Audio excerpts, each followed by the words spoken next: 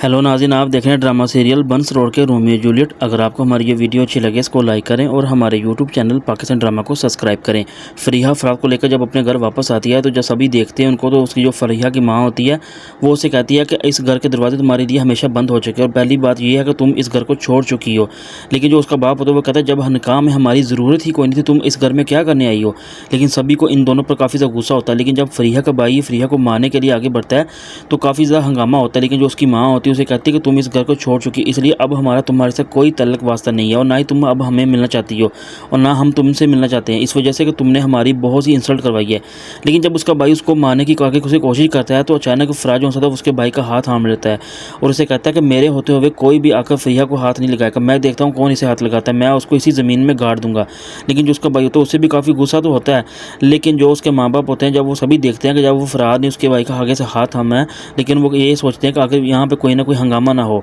लेकिन जो उसका बाप होता है वो कहता है कि तुम्हारे लिए इस घर के दरवाजे हमेशा हमेशा के लिए बंद हो चुके हैं, इसलिए अब तुम कभी भी इस घर की तरफ मुंह मत करना।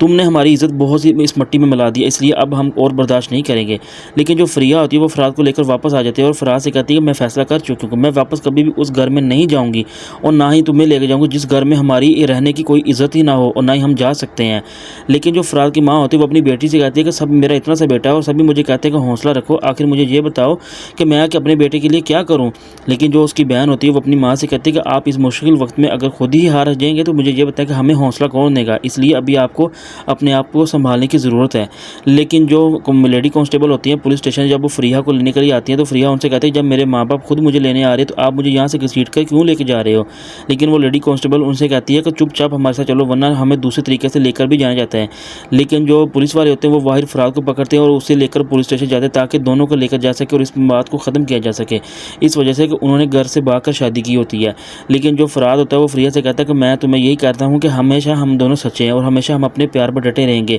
इसलिए दुनिया की कोई भी ताकत हमें नहीं तोड़ सकती। लेकिन जो फरीहा होती है वो फराज से कहती है मैं तुम्हारे साथ हूँ, इसलिए हर मुश्किल वक्त में तुम्हारे साथ खड़ी रहूँगी, इसलिए अब मुझे बिल्कुल भी कोई परवाह नहीं और ना ही मुझे इस बात की कोई फिक्र है कि मेरे घर वाली इस शादी से रजामंद है या नहीं है, इसलिए मैं तुमसे प्यार करती हूँ, तुम्हें ही सी अपनी ज़िंदगी का सहारा बना चुकी हूँ।